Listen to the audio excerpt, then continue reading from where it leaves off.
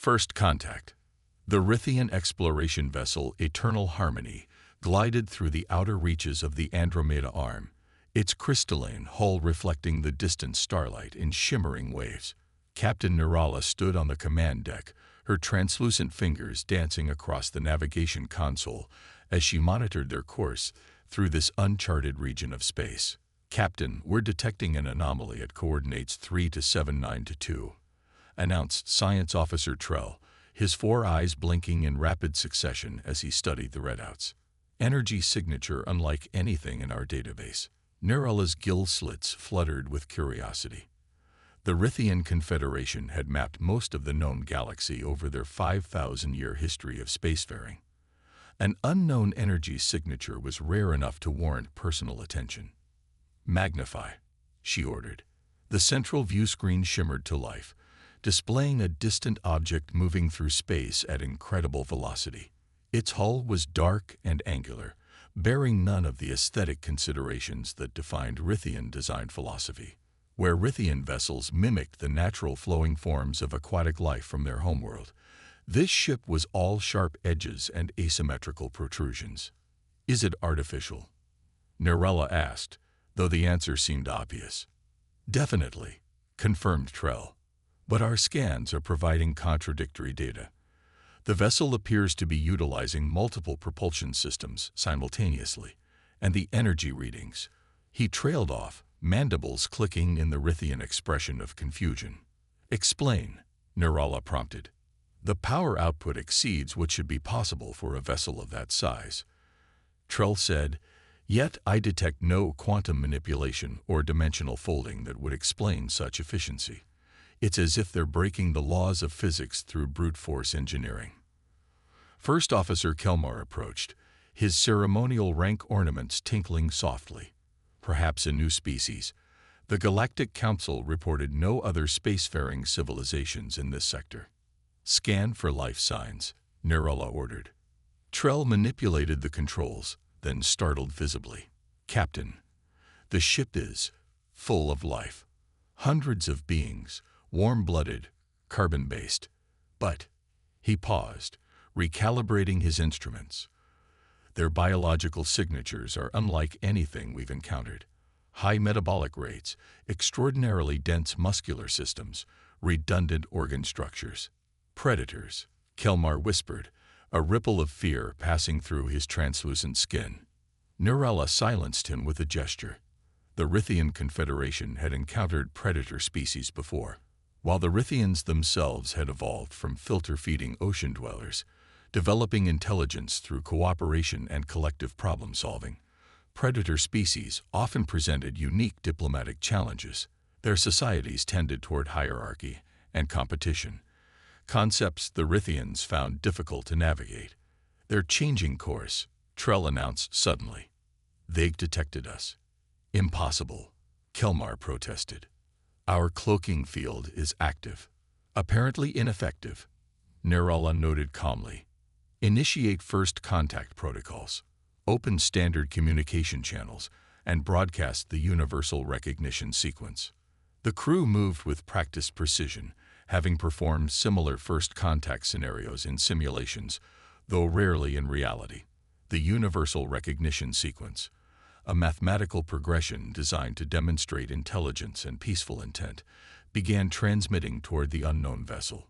The response came almost instantly. "Captain," Communications Officer Vela called, her voice tight with surprise. "They're responding, in perfect Rithian." The view screen shifted to display an image that caused the entire bridge crew to freeze in collective shock. The being appeared bipedal, covered in what looked like artificial protective layers rather than natural armor. Its head was strangely round with front-facing eyes, a predator's adaptation for depth perception, and it possessed only two arms ending in multi-digited appendages. Most disconcerting was its skin, not translucent like the Rithians, but opaque and colored a rich brown tone. "Greetings, vessel Eternal Harmony," the creature said, its mouth forming Rithian words with unnatural precision. "This is Captain Elena Drake of the United Earth Alliance vessel Intrepid. We apologize for any alarm our presence may have caused." Nirala recovered quickly, years of diplomatic training asserting themselves. I am Captain Nirala of the Rithian Confederation. Your ability to communicate in our language is unexpected. The human's mouth curved upward at the edges in what Nirala would later learn was a smile. We've been observing various civilizations from a distance for some time. Language acquisition is a priority for our exploration protocols. You've been watching us. Kelmar interjected, unable to hide his alarm. Studying, not watching, Captain Drake clarified. We prefer to understand potential allies before making formal contact. And what prompted you to make contact now? Nirala asked. You entered a sector we're currently surveying for resources. It seemed impolite not to introduce ourselves since we were sharing the same space. Trell leaned close to Nirala. Captain, their vessel is still scanning us.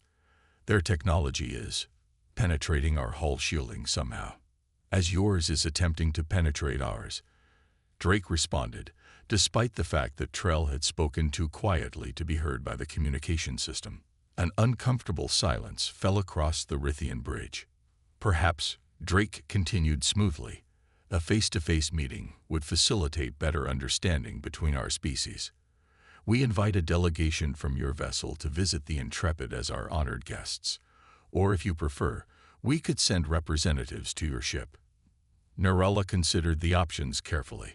Rithian protocol for first contact strongly advised hosting visitors on one's own vessel where environmental conditions could be controlled. But something about these humans, their confidence, their advanced technology, their apparent knowledge of Rithian biology and language, suggested that standard protocols might not apply. We would be honored to visit your vessel, Nirala decided. Please transmit docking procedures and any biological accommodations our species might require. Already done, Drake replied. The data is being transferred to your systems now. We look forward to meeting you in person, Captain Nirala. As the transmission ended, Kelmar approached Nirala with obvious concern. Captain, visiting their vessel contradicts safety protocols. We know nothing about these humans, which is precisely why we must go, Nirala replied. They already know far more about us than we do about them. This imbalance must be addressed. She turned to her crew. Prepare a diplomatic delegation. First Officer Kelmar, Science Officer Trell, you will accompany me. Communications Officer Vela, maintain constant contact with our shuttle. As the Eternal Harmony maneuvered toward the human vessel, the true scale of the Intrepid became apparent. What had appeared relatively modest at a distance revealed itself to be an enormous construction, easily 4 times the size of the Rithian ship. Their stealth technology is remarkable, Trell observed. The vessel's energy signature and mass readings were deliberately masked to appear smaller. Tactical deception, Kelmar noted grimly. A predator trait. The shuttle bay that opened to receive them was cavernous, lined with other smaller craft of various designs. A welcoming party of 5 humans stood waiting as the Rithian shuttle settled onto the deck. Nirala noted with approval that none appeared to be carrying visible weapons. As the Rithian delegation emerged, the differences between the species became starkly apparent. The Rithians, with their tall, slender forms, translucent blue-tinted skin, and 4-fingered hands, stood nearly a head taller than the humans. Yet there was something about the humans' solid stance and unwavering gaze that conveyed strength despite their smaller stature. Captain Drake stepped forward, the same curved expression, smile, on her face. Welcome aboard the Intrepid, Captain Nirala. We're honored by your presence. The honor is mutual, Nirala responded, performing the traditional Rithian greeting gesture of open palms turned upward. Drake surprised her by returning the gesture perfectly. We've prepared an environment that should be comfortable for your physiology, she said. Oxygen levels increased by 12%, humidity raised to 90%, and temperature adjusted to your homeworld standards. Trell's monitoring device confirmed these readings. Impressive attention to detail, he acknowledged. We believe that comfort facilitates understanding, Drake replied, leading them from the shuttle bay into a corridor. And there is much we have to discuss. The interior of the human vessel defied Rithian expectations, where Nirala had anticipated utilitarian design focused solely on function. The Intrepid's corridors featured art installations, living plants, and comfortable gathering spaces. The walls displayed shifting patterns reminiscent of ocean currents, whether by coincidence or deliberate design to make the aquatic evolved Rithians feel at ease, Nirala couldn't determine. "Your vessel is not what we expected," Nirala admitted as they entered what appeared to be a conference room. "In what way?" Drake asked, gesturing toward chairs specifically designed to accommodate Rithian physiology. "There is beauty here, art. Among Rithians, warships are purely functional." Drake's expression shifted slightly. "What makes you think the Intrepid is a warship, Captain?" Before Nirala could respond, a thunderous boom reverberated through the ship, causing the deck to shudder beneath them. Emergency lights activated immediately. "Captain," a human voice announced over the communication system, "unknown vessels have entered the system. 7 ships, heavily armed, on intercept course." Drake's demeanor transformed instantly, all diplomatic pleasantness replaced by focused intensity. "Identify." "Kordath signatures, Captain. Dreadnought class." The blood drained from Nirala's face, her translucent skin paling to almost white. "Kordath? Here, we must leave immediately. If they detect a Rithian vessel—" "They already have," Drake interrupted, her voice calm but commanding. "And now they've detected us too. It seems, Captain Nirala, that we're about to have a very different kind of first contact experience than we planned." As the alarm continued to sound, Drake turned to her crew. "Battle stations. Prepare defensive systems and bring weapons online." She turned back to the stunned Rithian delegation. "Now, Captain Nirala, you're about to discover exactly what kind of ship the Intrepid really is." Revelations of strength. The conference room transformed before the Rithians' eyes. What had appeared to be decorative wall panels slid away to reveal tactical displays, and the central table illuminated with a 3-dimensional holographic projection showing the approaching Kordath fleet. "The Kordath are the most aggressive species in our region of space," Nirala explained hurriedly. "They enslave or destroy any civilization they encounter. The Rithian Confederation has maintained an uneasy peace with them for centuries by providing resources and technology in exchange for our continued independence." Drake's expression darkened. "You pay tribute to avoid conquest. We ensure survival," Kelmar countered defensively. "The Kordath battle fleet numbers in the thousands. No species has successfully resisted them." Drake exchanged glances with her officers, a silent communication passing between them that the Rithians couldn't interpret. "We have a different approach to bullies where we come from," she said finally. A new human entered the conference room, his uniform adorned with different insignia than the others. "Captain, tactical assessment complete. 7 Kordath vessels, 1 dreadnought, 4 cruisers, 2 support ships. Standard hunting formation. They're hailing us." "Put them through, Commander Chin," Drake ordered. The holographic display shifted to show a Kordath commander, a massive reptilian being with armored scales and multiple horn protrusions forming a natural crown. Its vertical slit pupils narrowed as it surveyed both humans and Rithians. "Unidentified vessel," the Kordath commander hissed, its translator converting its native language to Galactic Standard. "You have entered Kordath-claimed territory and interfered with our tributary species. Surrender your vessel and prepare to be boarded or be destroyed." Nirala stepped forward instinctively. "Commander Vrakash, we are on a peaceful diplomatic." "Silence, tributary," Vrakash snarled. "Your tribute payment is 15 cycles overdue. Your vessel and all technology aboard are now forfeit to the Kordath Imperium." Drake moved smoothly in front of Nirala. "This is Captain Elena Drake of the Earth Alliance vessel Intrepid.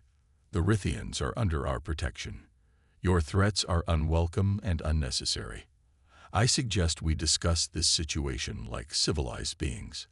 The Kordath commander's lipless mouth pulled back in what might have been amusement or aggression.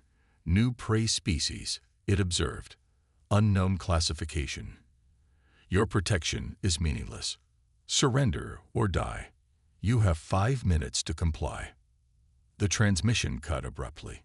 Captain Drake, Nirala said urgently, the Kordath do not negotiate. They have overwhelming firepower. We must comply, or they will destroy both our vessels. Drake turned to her tactical officer. Commander Chen, analysis. Their technology is advanced but predictable. Chen replied, studying the displays. Plasma-based weapons, quantum shielding, standard FTL drive systems. Nothing we haven't encountered before. Their advantage lies in numbers and brute force, not innovation. Drake nodded. Evacuation status of the Rithian vessel. Complete, Captain, another officer reported. All Rithian crew have been transported aboard as requested. Their ship has been secured in Bay 4. Nirala's gill slits fluttered in surprise. You evacuated my ship. When? How? While we were talking, Drake explained. A precautionary measure.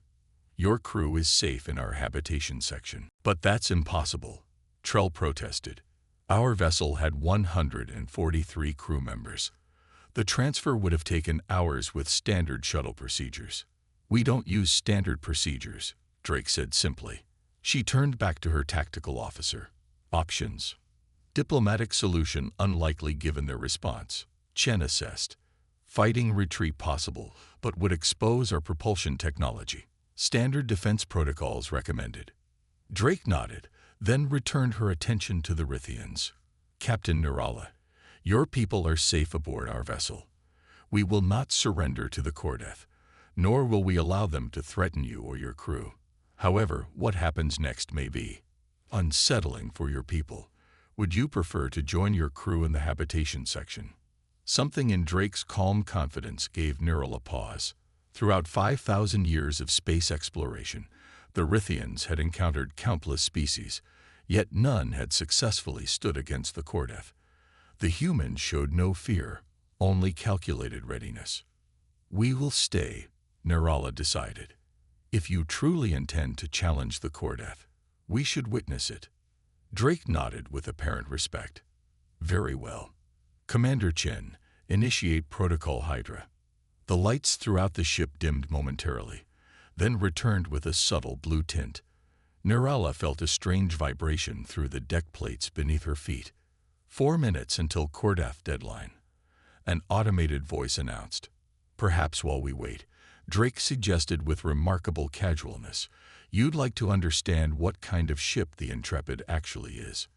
She gestured to one of the tactical displays, which now showed a detailed cross-section of the vessel. The Intrepid is what we classify as a first-contact special operations vessel. While we prefer peaceful encounters, human history has taught us to be prepared for less favorable outcomes. The display zoomed in on various sections of the ship, highlighting systems that Trell studied with growing astonishment. These power readings can't be correct, he protested. No reactor of that size could produce such output without exotic matter containment. Drake finished for him. Correct. Which is why we use a multi-phase fusion system instead. Less efficient by theoretical standards, but significantly more reliable in combat situations. Nirala studied the human captain with new understanding. Your species evolved as warriors. Drake considered this. Not exactly. We evolved as survivors on a planet that tried very hard to kill us. Earth, our homeworld, is what xenobiologists might call the death world. High gravity, extreme weather patterns, constant tectonic activity, diverse predators, microbiological threats. She brought up an image of Earth on the display, a blue-green world with swirling white cloud patterns. To the Rithians, it looked beautiful but terrifying. Our earliest ancestors survived, not because they were the strongest or fastest, but because they were the most adaptable and cooperative. We learned to use tools, control fire, alter our environment. When one approach failed, we tried another, and another. We never accepted impossible odds. We just found new ways to change them. 3 minutes until Kordath deadline. the automated system announced. Your ship, Trell said, still examining the schematics. It's designed to appear vulnerable in specific ways. These sections here, they're deliberately exposed, while critical systems are buried deep within redundant armor layers. Drake smiled. We call it tactical deception. The Intrepid is designed to take damage in ways that encourage enemies to follow predictable attack patterns. You expect to be damaged? Kelmar asked, unable to hide his horror. The Rithian philosophy of warfare prioritized avoiding conflict entirely, and if unavoidable, minimizing all damage through superior shielding. We don't just expect it. Commander Chen interjected. We plan for it. Human military doctrine accepts calculated losses as part of strategic victory. 2 minutes until Cordef deadline. Drake turned to her crew. Deployment status. Striker units ready, a young officer reported. Defensive swarm active. Medical teams on standby. Nerala noticed something moving outside the viewports. Small objects, hundreds of them, detaching from the Intrepid's hull and forming a cloud around the vessel. Autonomous defense units, Drake explained, noting Nerala's interest. They'll intercept incoming fire, provide targeting data, and create defensive screens as needed. 1 minute until Cordef deadline. Captain Drake, Nerala said urgently, the Cordef fleet has destroyed entire civilizations. 7 ships may not seem significant, but their weapons technology is approximately 70 years behind ours. Drake finished for her. We've been monitoring their communications since they entered the system. Their tactical systems are predictable, their targeting algorithms rudimentary by our standards. 30 seconds until Cordef deadline. Drake straightened her uniform and addressed her bridge crew. All personnel. Combat protocols active. Minimum casualties, maximum effect. Let's make a proper first impression. The main view screen displayed the approaching Cordef fleet, their massive dreadnought in the center formation glowing with energy as weapons systems charge. Cordef vessels are powering weapons, Chen reported. They're targeting the Eternal Harmony first. They don't realize we've evacuated, Drake noted. Interesting. She turned to Nerala. With your permission, Captain, we could use your vessel tactically. Nerala hesitated only briefly. Do what you must. Cordef deadline reached. The automated system announced. The view screen showed the Cordef dreadnought firing, a massive energy beam lancing toward the smaller Rithian vessel. Before it could connect, the Intrepid moved, not with the lumbering pace of a massive starship, but with the swift precision of something much smaller. It positioned itself directly in the beam's path. The Rithians gasped collectively as the energy weapon struck the Intrepid's hull, but instead of penetrating, the beam seemed to flow across the surface like water, dissipating harmlessly. Energy absorption successful, reported a human officer. Power reserves at 118% capacity. They just absorbed a Cordef primary cannon blast. Kelmar whispered in disbelief. Drake smiled. And now we return the favor. Defensive countermeasures authorized. The cloud of small autonomous units surrounding the Intrepid suddenly accelerated toward the Cordef fleet, moving too quickly for traditional tracking systems. The Cordef vessels opened fire in all directions, attempting to destroy the approaching swarm, but their weapons were too slow, designed for large capital ships rather than small, agile targets. The view screen displayed multiple angles as the swarm engulfed the Cordef ships. Rather than attacking directly, the units attached themselves to specific points on the enemy vessels. What are they doing? Nerala asked. Targeted systems disruption, Chen explained. Each unit contains a localized EMP generator calibrated to Cordef shielding frequencies. They're not destroying the ships, just temporarily disabling key weapons and propulsion systems. The effect was immediate and dramatic. The Cordef dreadnought's lights flickered, and its weapons powered down. The smaller vessels began drifting, their engines sputtering. Main Cordef vessel is hailing us. Communications reported. On screen, Drake ordered. Commander Vrakash appeared again, But the arrogance had vanished from his demeanor. Behind him, emergency lights flashed, and crew members rushed to restore systems. "What have you done to our vessels?" he demanded. "Demonstrated restraint," Drake replied calmly. "Your ships are disabled, not destroyed. Your life support systems remain functional. Your crew is unarmed." "This is impossible," Vrakash hissed. "No species possesses such technology." "Humanity does," Drake said simply. "And we're now formally notifying you that the Rithian Confederation is under Earth Alliance protection.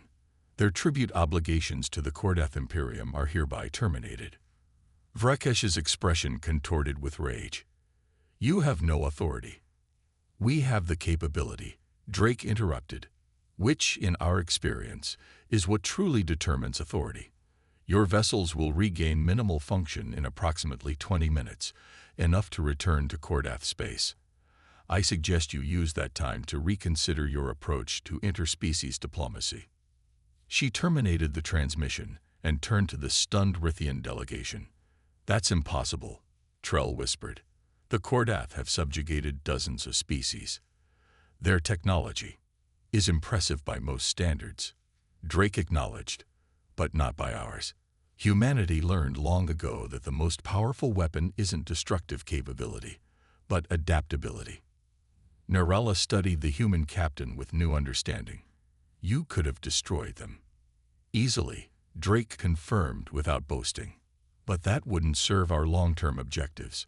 The Kordath need to return home and report what happened here.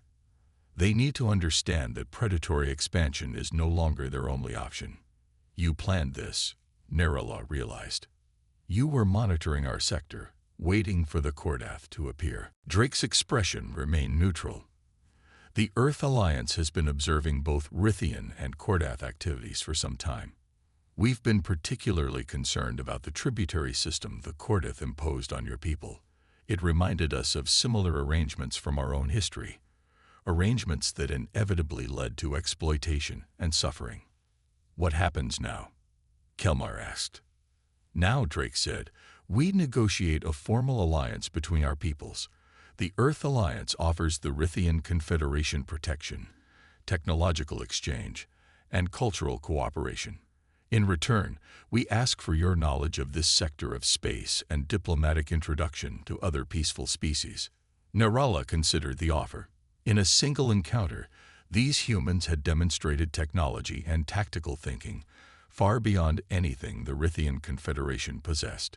Yet they had used that power with restraint, choosing to disable rather than destroy their enemies. "Why?" she asked finally. "Why intervene on our behalf? What do humans truly gain from this arrangement?" Drake's expression softened slightly.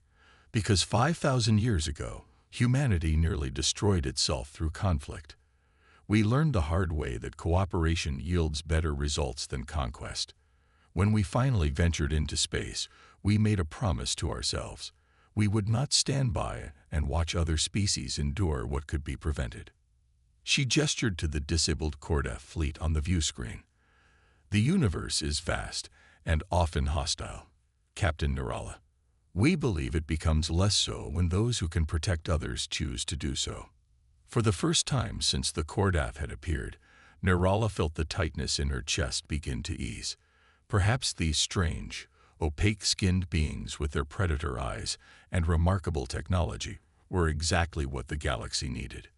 "The Rithian Confederation would be honored to form an alliance with humanity," she said formally. "And I suspect the other tributary species of the Kordath would be interested in similar arrangements." Drake smiled. "That's exactly what we were hoping you'd say." Defying the impossible. 3 days after the confrontation with the Kordath fleet, the Rithian delegation stood on the observation deck of the Intrepid, watching as engineers from both species worked together on modifications to the Eternal Harmony. The cooperative effort had begun almost immediately after the alliance was formalized, with humans offering defensive technology upgrades and the Rithians sharing their advanced life support and sustainable resource systems. "Your engineers adapt remarkably quickly," Trell observed, watching a human technician effortlessly manipulate Rithian crystal-based circuitry. He's been working with our technology for less than 2 days, yet his proficiency matches our specialists. Commander Chen, who had joined them for the observation, nodded. Rapid adaptation is a human specialty. Our neural plasticity evolved as a survival mechanism. When your planet tries to kill you in a new way every few generations, quick learning becomes essential. A harsh crucible to forge a species in, Nirala commented. But an effective one, Chen replied. The same environmental pressures that threatened our survival ultimately gave us the tools to thrive. The communication alert sounded, and Chen checked his device. Captain Drake requests your presence in the Strategic Command Center. Captain Nirala. It appears our Kordath friends have decided not to accept their defeat gracefully. When they arrived at the command center, Drake was studying the 3-dimensional tactical display with her senior officers. The hologram showed a massive fleet, dozens of Kordath warships arranged in attack formation, moving steadily toward their position. The Kordath dreadnought apparently managed to transmit a distress signal before we disabled their communications, Drake explained as Nirala and her officers entered. This response force launched from their nearest military outpost. Nirala studied the display with growing alarm. There must be 50 vessels, even with your technology. The odds are unfavorable, Drake acknowledged calmly. By conventional assessment. Then we must retreat, Kelmar urged. The Eternal Harmony can be ready for emergency translocation within. We're not leaving, Drake interrupted. This system contains 3 inhabited planets with pre-spaceflight civilizations. If we retreat, the Kordath will likely sterilize them as punishment for our interference. She manipulated the tactical display, highlighting the approaching Kordath formation. Besides, this presents an opportunity. The Kordath Imperium operates through fear. If we defeat a punitive fleet of this size, we dismantle that fear, not just for the Rithians, but for every species they've subjugated. How? Trell asked, unable to hide his skepticism. Even your impressive technology cannot overcome such numerical superiority. Drake smiled.